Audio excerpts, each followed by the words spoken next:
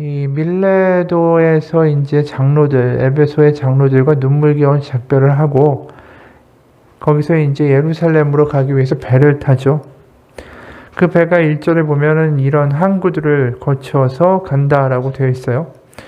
배를 타고 고스로 가서 이튿날 로도에 이르러 거기로부터 바다라로 가서, 이게 다 이제 큰 항구들이죠. 그러니까 항구들마다 배들이 걸쳐가지고 물건을 내리고 또 물건을 싣고, 그래서 이제 그 밀레도에서 탄 배가 어디까지 최종 이르냐 하면은 바다라라는 데서 이르게 돼요. 이제 바다라에서 베니게까지, 그러니까 페니키아예요. 베니게 지금의 레바논 지역인데 거기까지 가려면 이제 거리가 멀기 때문에 위험하니까 배가 큰 배로 갈아타야 됩니다. 왜냐하면 이 바다라에서 이 베니게까지 가는 거리가 배로 한 일주일 정도 넘게 걸리는 거리이기 때문에 이전에 이렇게 짧게 가던 거리하고는 비교가 안 돼요. 이제 큰 배를 갈아타고 가게 되는데, 그 배가 이제 베니게, 페니키아, 레바논 지역, 그러니까 지금 그 이스라엘의 북쪽 지역까지 도착하는 그 항로 가운데 이제 구브로라는 섬의 옆을 지난다라고 2절에 되어 있죠. 이제 베니게로 가는 배를 만나서 타고 가다가 구브로를 바라보고 이를 왼편에 두고 수리아로 향했다, 이렇게 되어 있어요. 이 구브로라는 섬이 굉장히 크죠. 이 길이가 한 200km 정도 되는 아주 큰 섬입니다. 그러니까 이 배가 이제 하루 종일 그 섬이 보이는 그 위치에서 이제 가는 거예요. 왼편으로 그게 계속 보이는 거죠. 그 섬이 기니까 하루 종일. 근데 이제 이 배가 지나갈 때 이제 바울의 여러 가지 생각이 들었을 것 같아요. 왜냐하면 이 구브로라는 게 우리가 사도행전 13장에 보면 드디어 바울과 바나바가 안디옥 교회에서 안수를 받고 성령으로 하나 되어 이제 선교사로 파송받아서 첫 번째로 갔던 곳이 구브로였어요. 구브로. 거기서 이제 드디어 사울이었던 이름이 바울로 바뀌어서 등장하죠. 그러니까 사도행전 13장 4절 한번 보면, 두 사람이 성령의 보내심을 받아 실루기아에 내려가 거기서 배 타고 구브로에 가서, 구브로가 등장하죠. 살람에 이르러 하나님의 말씀을 유대인의 여러 회당에서 전할세 요한을 수행원으로 두었더라.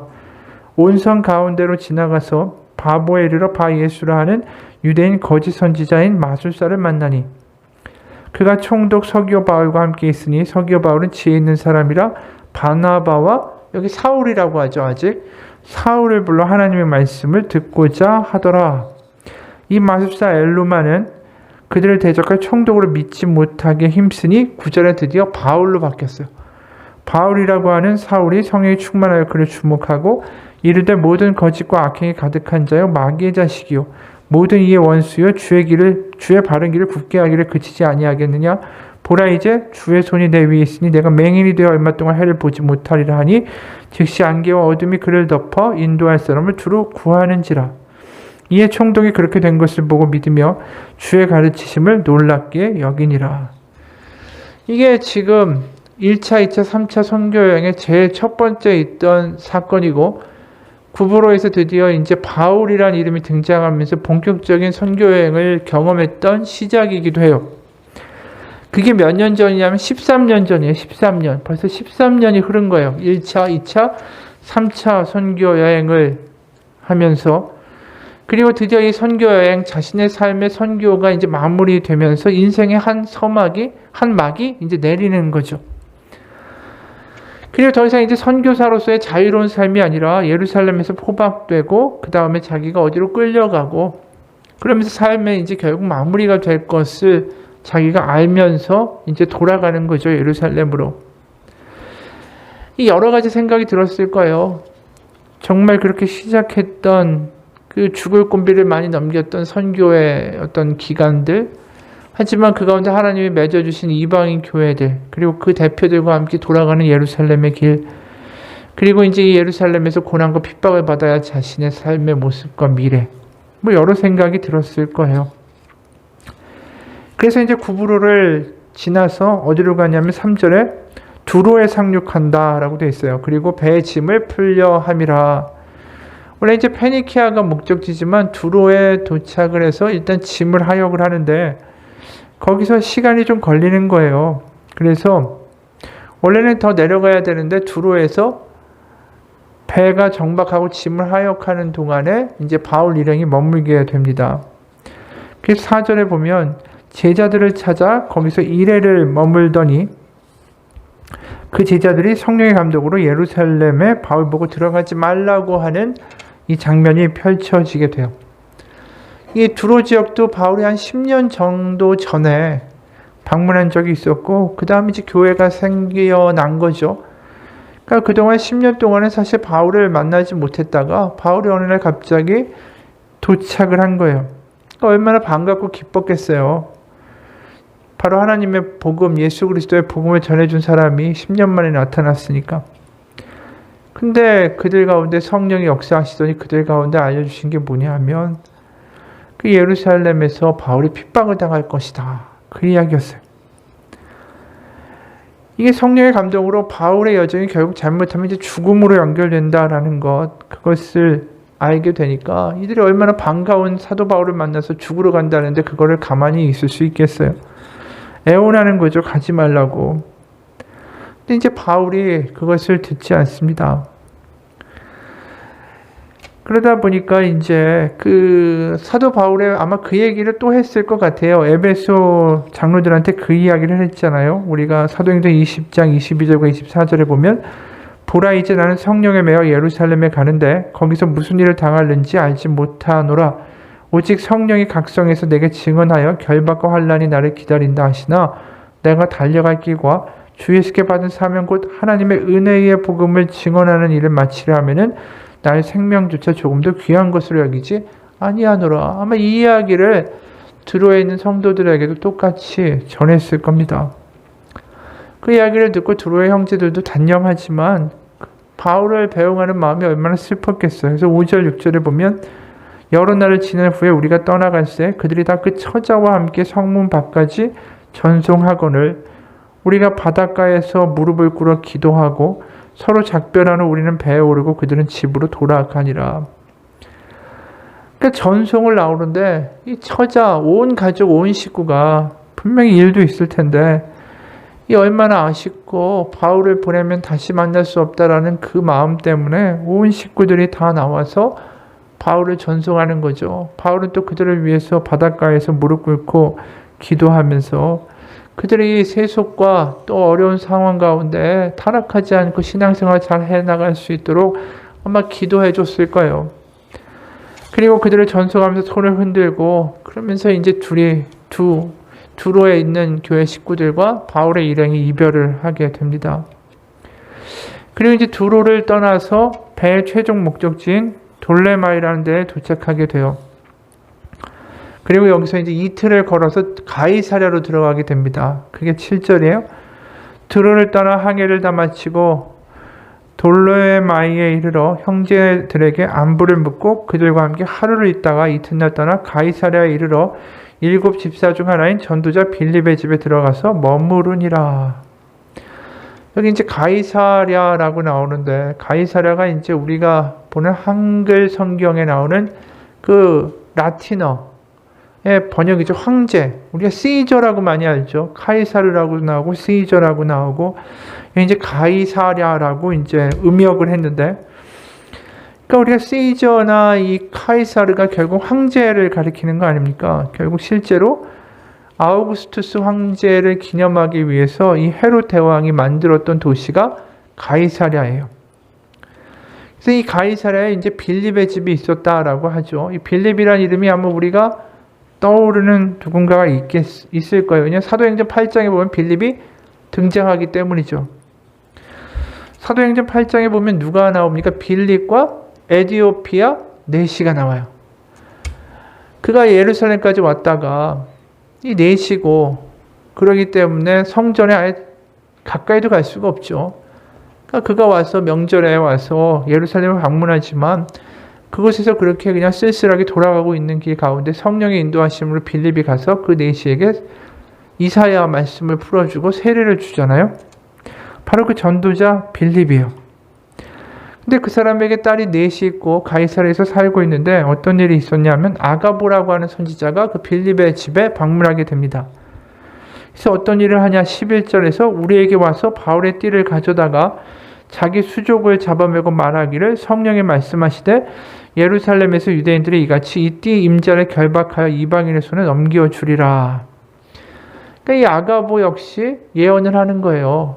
바울이 잡혀갈 것이다. 유대인들에게 예루살렘에서. 그리고 핍박을 당할 것이다. 그리고 결국 이방인 바로 로마 사람들에게 바울을 넘겨주는 일이 일어날 것이다. 근데 이 아가보도 사실 여기 처음 나오는 예언자가 아닙니다. 우리가 사도행전 11장에 보면 이 사람이 이미 나온 적이 있어요.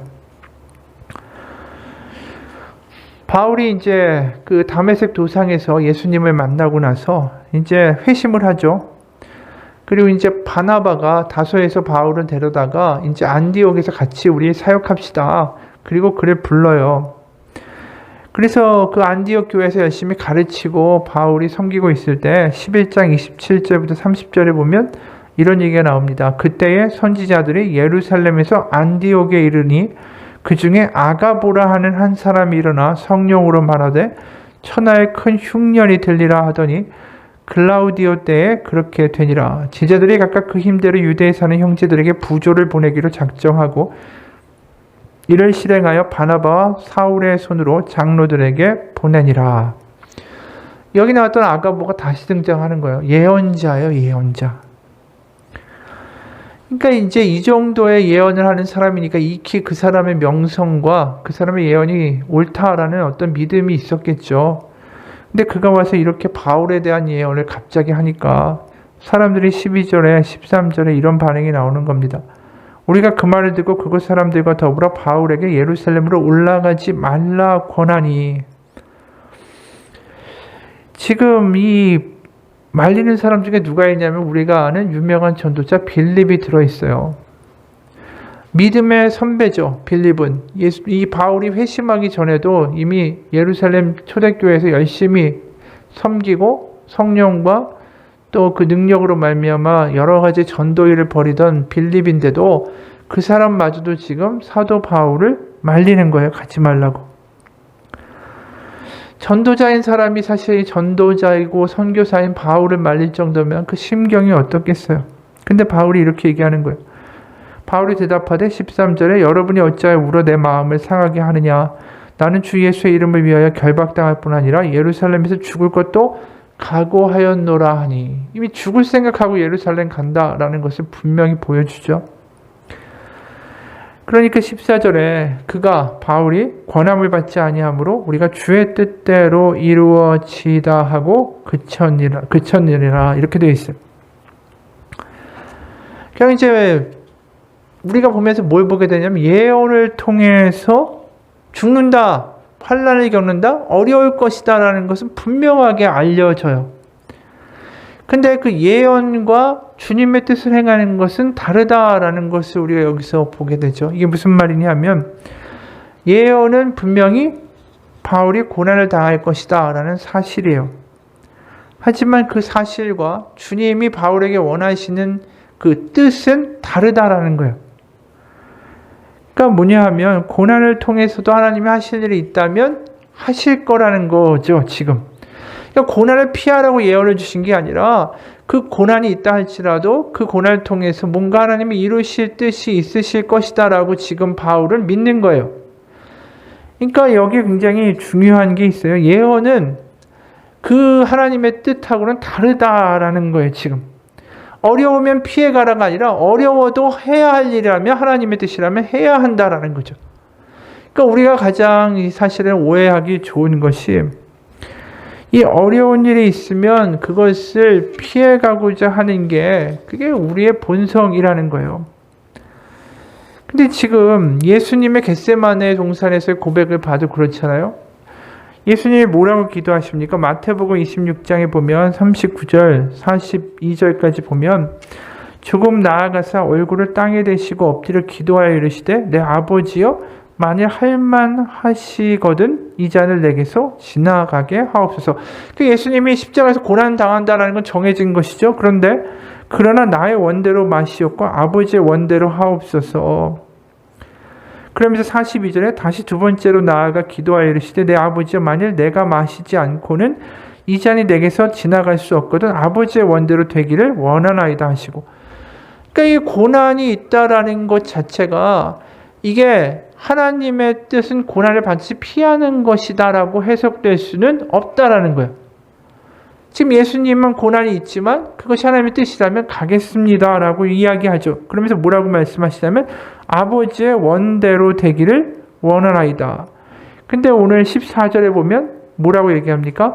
우리가 주의 뜻대로 이루어지이다 하고 그쳤다. 마치 겟세마네에 나와 있는 예수님의 어떤 결단의 기도와 같은 모습이 지금 반복되고 있다는 거예요. 고난이 있지만 그것을 향하여 나아가는 예수님과 고난이 있지만 그것을 향하여 나아가는 바울의 모습이 지금 포개지고 있다라는 것이죠. 결국 이 고난을 통해서 어떤 일이 벌어집니까? 만약에 바울이 이 고난이 있다, 그럼 도망가야지, 아니면 예루살렘에 가지 말아야지, 연기해야지, 이런 결정을 했다라고 하면 과연 바울을 통해서 로마까지 복음이 전해지는 일들이 있었을 것인가? 알 수가 없죠. 바울이 살아있는 게 인간의 생각이나 사람들의 생각이나 그 당시의 교인들의 생각에서 보면 다 좋은 일이에요. 근데 하나님의 눈에서 볼 때는 바울이 예루살렘에서 잡혀서 로마로 가는 게 하나님이 보시기에는 더 큰 유익이 있는 일이었다라는 것이죠. 그래서 우리가 생각하는 그런 것, 고난이 있다고 해서 무엇을 하다 피하고 내가 이제 어떤 일에 위험하다고 해서 그것을 피하는 것이 항상 하나님의 뜻은 아니다라는 것을 생각하고 우리가 하나님께 기도하는 마음이 필요하다라는 거예요. 실제로 우리가 선교사님들을 봐도 많은 이런 일화들이 있게 됩니다. 조선 말에 보면 토마스 선교사라는 분이 있는데 이분이 대동강변에서 그 당시에 그 상선을 타고 들어오다가 복음 한마디 전하지 못하고 잡혀서 죽게 됐습니다. 그러니까 그가 와가지고 선교한다라는 건 그냥 대동강변에서 죽은 거예요. 근데 다만 죽기 전에 성경책 하나를 누군가에게 건네준 것밖에는 없어요. 그럼 보면은 이게 무슨 개죽음인가 싶은데, 근데 희한한 건 그 성경책을 통해 가지고 누군가가 복음을 접하게 됩니다. 그리고 그분이 죽었던 그 자리에 이제 대동강변에서 결국은 장대영 교회라는 1907년에 부흥의 불씨가 된 교회가 세워졌어요. 그러니까 이 사람들이, 우리가 사람들이 볼 때는 이게 참 개죽음 같고 쓸데없는 것 같고 왜 죽냐, 피하지, 나중에 장래를 생각하면서 좋게 할 수 있지 않느냐, 그런 선택을 우리가 하기 쉬운데 하나님은 이 사람들이 어떻게 보면 너무 쉽게 죽고 의미 없는 죽음 같은데 그 죽음을 통해서 일하시는 일들이 너무나 많은 걸 우리가 선교사님 통해서 볼 때가 있다라는 것이죠. 실제로 1956년도에 짐 엘리엇이라고 말하는 5명, 그 젊은 위튼 컬리지라고 하는 미국의 명문학교를 졸업한 5명의 젊은 청년들이 에콰도르에 있는 아우카족을 선교하기 위해 비행기 타고 갔잖아요. 굉장히 똑똑하고 젊은 청년들이었는데 선교지에 가서 도착하자마자 거기서 피습당해가지고 다 죽었습니다. 그러니까 그 사건을 보면서 그 당시에 유명한 미국의 잡지 라이프라는 잡지가 있어요. 거기서 이렇게 얘기했어요. 아우카족은 수백 년 동안 자기들에게 접근하는 외부인들을 모두 다 죽여왔다. 심지어 다른 인디언들도 그 종족을 두려워했지만 이 선교사들은 아우카족에게 가기로 결심했다. 이것이 얼마나 불필요한 생명의 낭비인가. 꽤 쓸데없는 짓이라는 거예요. 이 사람들 죽은 게. 그런데 나중에 보면 선교지에서 그 남편이 죽고 나서 짐 엘리엇이라는 선교사의 부인 엘리자베스가 그곳으로 들어갑니다. 그리고 그 아우카족을 위해서 헌신했어요. 근데 선교사로 이렇게 하는 이 여인의 그 사연을 사람들이 몰랐죠. 그러다 5년이 지난 다음에 그 추장이 이 여자에게, 이 여인에게 물었어요. 당신 누구고 왜 우리를 위해서 이렇게 수고하고 애를 씁니까? 그랬더니 엘리자베스가 이렇게 얘기했습니다. 나는 5년 전에 당신들이 죽인 그 남자의 아내입니다. 바로 하나님의 사랑 때문에 이곳에 오게 됐습니다. 실제로 그 이후에 어떤 일이 있었냐면 이 아우카족이 실제로 다 복음을 받아들이게 됐어요. 그리고 이 짐 엘리엇을 죽인 남자들 중에 한 사람은 목사가 됐다라는 것이죠. 가서 말 한마디 제대로 전하지도 못하고 죽어서 이 개죽음이고 낭비다라고 이야기했던 세상의 어떤 결론과 세상의 어떤 말들과 달리 결국 그들로 인해서 하나님의 복음이 전해지는 역사가 생기는 걸 우리는 보게 돼요. 그러니까 우리가 생각하는 것과 다르게 하나님은 다른 방법으로 얼마든지 역사하실 수 있다는 것을 사도 바울은 알고 있는 거죠. 그러니까 이게 남들이 볼 때는 어리석은 것 같지만 하나님의 뜻이 있으시다면 분명히 다른 일을 하실 것이다. 예수님이 십자가에 가는 것들이 제자들에게 볼 때는 무모한 짓이고 말도 안 되는 짓이고 헛짓이라고 하니까 베드로가 예수님을 자꾸 흔들었잖아요. 정신 차리라고. 하지만 그 일을 통해 하나님은 더 놀라운 일을 하고 계실 거고 하실 것이다. 하나님의 뜻은 이것과 다르다. 우리의 생각과 다르다. 분명히 그런 믿음과 그런 생각을 갖고 있기 때문에 바울이 지금 예루살렘에 빨리 죽는다라는 것을 알고도 들어가고 있다라는 거예요. 우리가 신앙생활을 하면서 이런 믿음, 그러니까 어떤 고난과 어려움이 있다고 해도 그것이 하나님의 뜻이고 하나님이 원하셔서 하나님이 더 큰 일을 이루실 것이라면 그것을 감당하며 나갈 수 있는 믿음이 될 수 있는가? 사실 그 질문이 궁극적인 오늘 본문의 이야기예요. 그거에 대해 대답하기가 참 쉽지 않죠. 우리는 나라면 이 사도 바울의 입장에서 이렇게 할 수 있을까? 심지어 사도 바울이 이런 고난을 겪기 전에도 얼마나 많은 고난을 겪었어요. 우리가 고린도후서 11장을 보게 되면 이 사도 바울이 고생한 그 고생담이 나오잖아요. 여기 보면 매도 수없이 맞고 여러 번 죽을 뻔하였으니 24절에 유대인들에게 40에서 하나 감한 매를 5번 맞았고 3번 태장으로 맞고 1번 돌로 맞고 3번 파손하고 일주일에 깊은 바다에서 지냈으며 여러 번 여행하면서 강의 위험과 강도의 위험과 동족의 위험과 이방인의 위험과 신의 위험과 광야의 위험과 바다의 위험과 거짓 형제의 중에 위험을 당하고 또 수고하며 애쓰고 여러 번 자지 못하고 줄이며 목마르고 여러 번 굶고 춥고 헐벗었노라. 그러니까 이 얼마나 고생을 많이 한 선교 여행이었는가. 1차부터 3차까지 우리 이것만 봐도 알 수 있잖아요. 이 정도면 정말 충분한 고생을 한 것 같은데 그런데도 그가 지금 예루살렘에 죽는 게 하나님의 뜻이고 이걸 통해 하나님이 숨겨주신 놀라운 계획이 있다면 가겠습니다라고 이야기하고 있다는 거죠.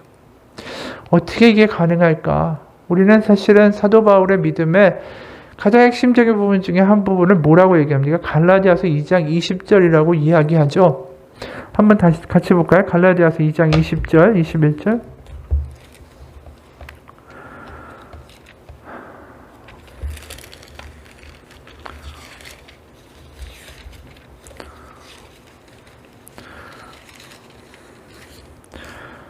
내가 그리스도와 함께 십자가에 못 박혔으니 그런즉 이제는 내가 사는 것이 아니요 오직 내 안에 그리스도께서 사시는 것이라. 이제 내가 육체 가운데 사는 것은 나를 사랑하사 나를 위하여 자기 자신을 버리신 하나님의 아들을 믿는 믿음 안에서 사는 것이라. 갈라디아서 2장 20절에 결국 뭘 얘기하고 있습니까? 항상 죽음에 대한 이야기를 하고 있어요. 자신이 매일 죽노라. 사실 사도 바울만큼 죽음과 친한 사람이 없는 것 같아요. 그러니까 우리는 사실 죽음에 대해서 생각하기를 싫어하잖아요. 누가 죽는 거 좋아하겠어요? 그래서 죽는다, 죽음에 대한 이야기하면 그런 얘기를 하냐, 잊고 싶어하고 멀리하고 싶어하죠. 근데 사도 바울은 그 죽는다라는 경험을 매일 한다라는 거예요. 이게 어떤 의미일까요? 예언은 지금 현재에서 미래의 사건을 보여주지만 사도 바울은 어떻게 살고 있는 사람이냐면 미래의 시점에서 현재를 살고 있는 사람이에요.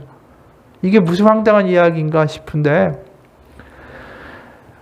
우리가 미래엔 결국 죽게 되고 하나님 앞에 서게 되는 거죠.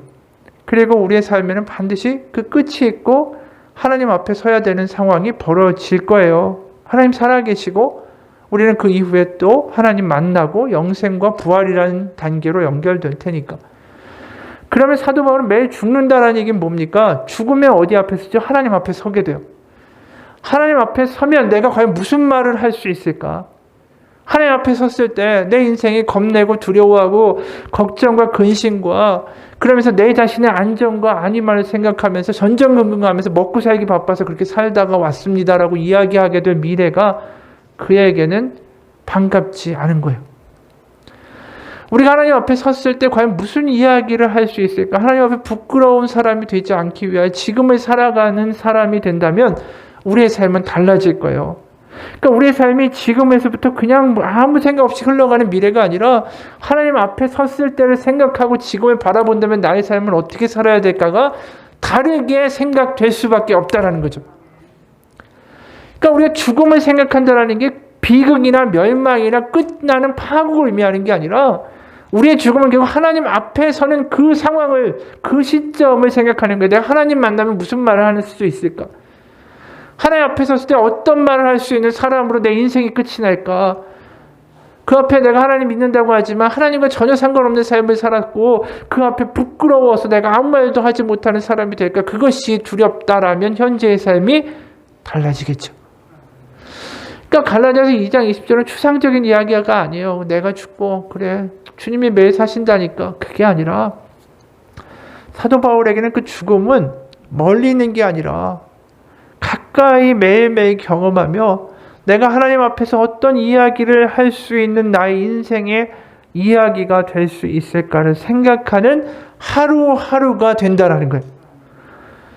정말 만약에 우리가 1년 후에 내가 세상에 없다면 우리가 언제 이 세상에 없게 되는 날은 알지 못하죠. 누구도. 하지만 과연 그렇게 된다면 하나님 앞에 내가 무슨 이야기를 할 수 있는 삶이 될까?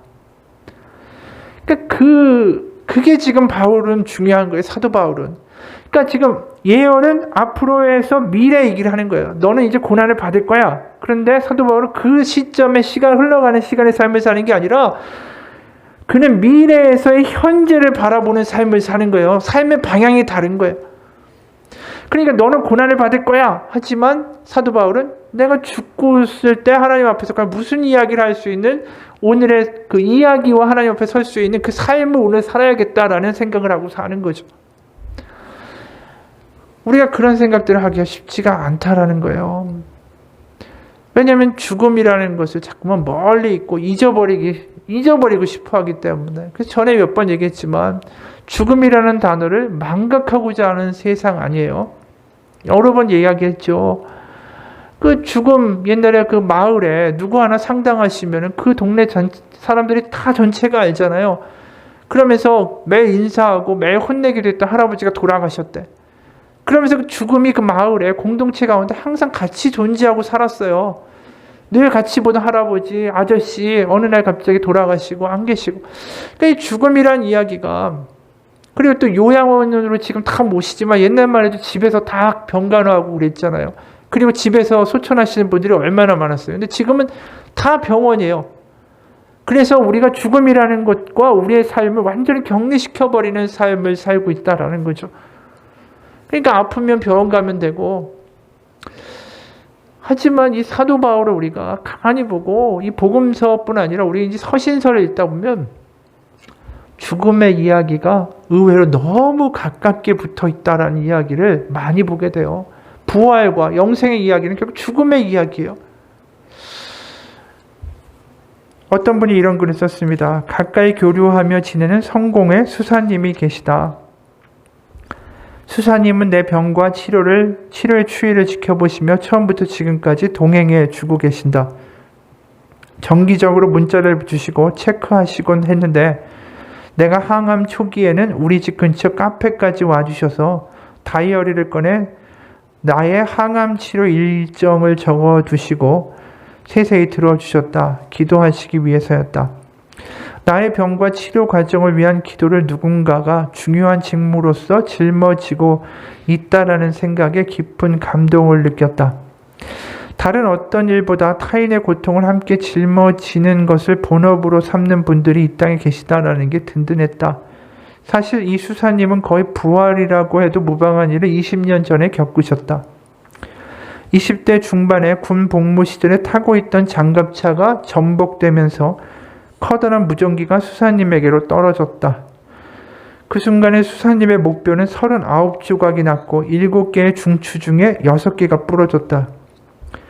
하나만 부러져도 죽거나 장애인이 된다고 했는데 6개가 부러졌으니 수사님은 곧 이 세상 사람이 아니게 될 것이라고 의료진은 생각했고 살아도 장애인이 될 수밖에 없을 거라고 확신했다. 수사님은 중환자실에서의 일은 하나도 기억나지 않는다라고 하셨다. 그때 수사님을 병문안을 온 수많은 신자들의 기억만이 남아있을 뿐이다. 그분들의 말에 따르면 수사님은 의식이 없는 상태에서 엄청난 고통의 신음소리를 냈다고 한다. 너무나 많은 신자들이 수사님을 위해서 기도하러 와서 줄지어 섰기에 병원에선 장군의 아들이 다쳤냐고 할 정도였다.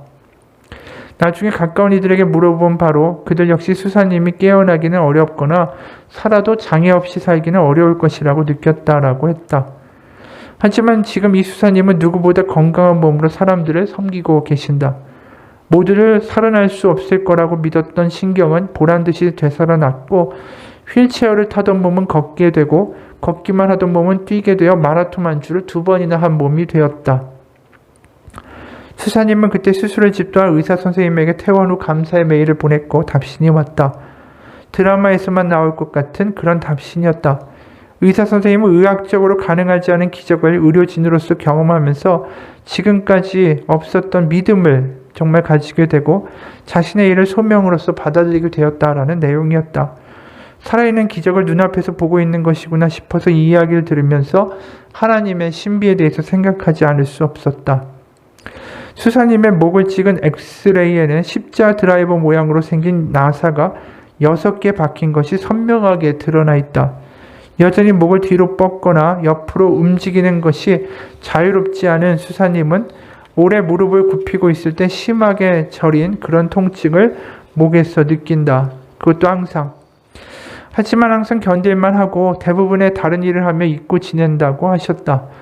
이 사고로 인해 하나님을 원망한 적은 한 번도 없고 오히려 선물이라 생각한다고 진심으로 감사한다고 수사님은 말씀하셨다.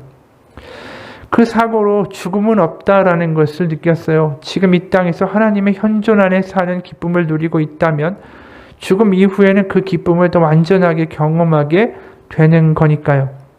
지금 여기 하나님의 현존 안에 살고 있으면 그 기쁨은 죽음 이후에도 이어진다는 말씀일 것이다. 죽음은 없다라고 말하는 그분의 이 한 문장이 내 마음에 깊이 남아서 쉬 떠나질 않았다. 그러니까 이게 거의 죽음의 경험을 한 거잖아요. 그리고 하나님이 기적으로 살려주셨고 그러면서 살아가는 하루하루의 삶이 이전과 같을 수가 없죠. 죽음을 경험했던 사람들의 인생은 이전과 같을 수가 없어요.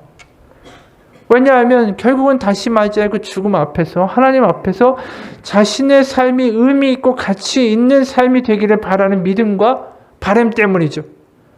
그렇기 때문에 그분이 회복된 다음에 살아가는 삶의 인생이 누군가를 위한 중보와 기도와 긍휼의 삶이 될 수밖에 없는 거예요. 무엇이 중요한가를 알게 됐기 때문에. 그러니까 사도 바울은 매일매일 자신이 그리스도 안에서 죽는 경험을 통해서 무엇이 중요한가를 깨닫고 다시 한번 인식하는 삶을 살았다라는 거죠. 거꾸로 말하면 우리가 만약에 정말 죽는다. 우리의 삶이 결국 하나님 앞에 선다. 그 날이 우리가 가까이 오든 멀리 있든 결국 하나님 앞에 선다라는 생각을 하게 되면 우리가 지금 하는 의사결정의 많은 부분들이 달라질 거예요. 왜냐하면 내가 이걸 꼭 사야 되나? 이걸 꼭 내가 사야 하나? 이게 꼭 있어야 하나? 내가 이것을 위하여 달려가야 하나? 그것들이 많이 결정해서 달라지게 될 거라는 것이죠. 그러니까 예수 그리스도를 믿는다라는 건 다른 게 아니라 죽음을 경험하며 매일 다시 살아나는 사람들이라는 거예요. 그 경험이 우리로 하여금 하루하루를 다르게 살아갈 수 있게 만들어요. 왜냐하면 내가 죽고 내가 하나님 앞에 섰을 때 과연 오늘 이 삶에서의 이 결정들이 과연 후회 없는 결정일 것인가? 그게 바로 사도 바울이 지금 예루살렘이라는 고난의 장소를 향하여 가게 되는 그 힘의 원동력이에요.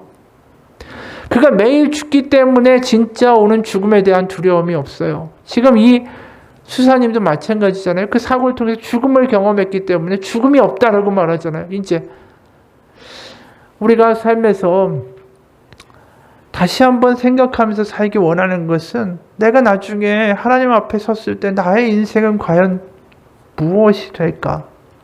그 생각을 오늘 한번 해보셨으면 좋겠어요. 우리가 사도 바울과 똑같은 삶을 살자. 우리도 고난을 뚫고 믿음 가지고 그렇게 결단하며 살자. 이 이야기를 지금 하는 게 아니에요. 왜냐면 우리 수준은 사도 바울과 너무나도 큰 차이가 있으니까 부족하니까 우리 먹고 살기도 힘든데 어떻게 이렇게까지 할 수 있을까? 하지만 우리가 한 가지 생각해 볼 수 있는 건 뭐냐 하면 내가 하나님 앞에 섰을 때 과연 난 무슨 이야기를 하는 사람이 될까? 나의 인생은 과연 하나님 앞에서 어떤 인생이 될까? 그거에 대해서 한번 생각해 보기 원합니다. 우리 잠깐 같이 기도합시다.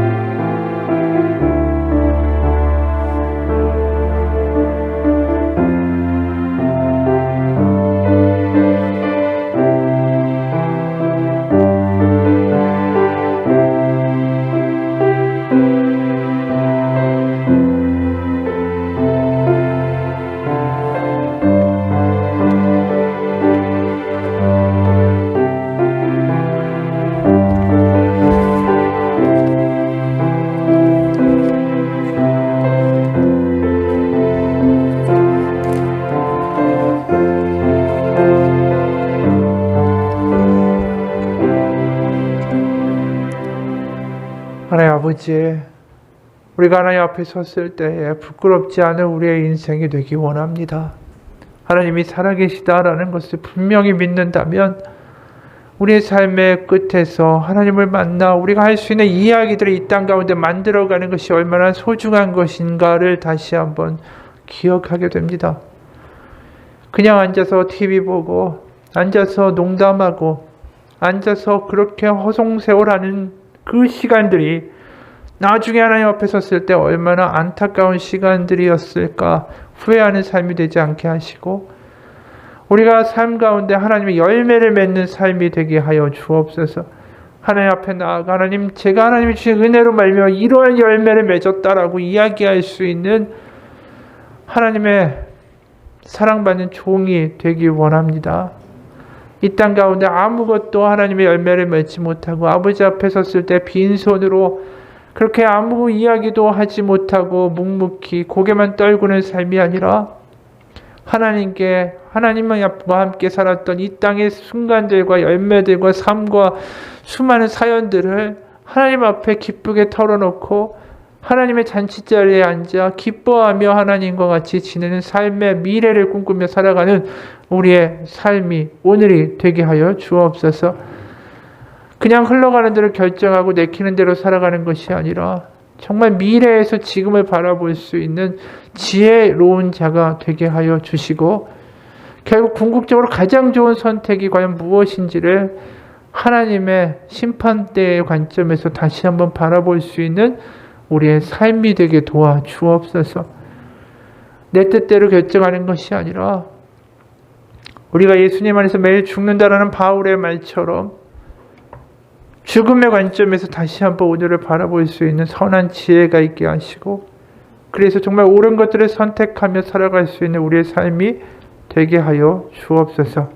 살아계신 우리 주 예수 그리스도의 이름 받들어 기도합니다. 아멘. 하늘에 계신 우리 아버지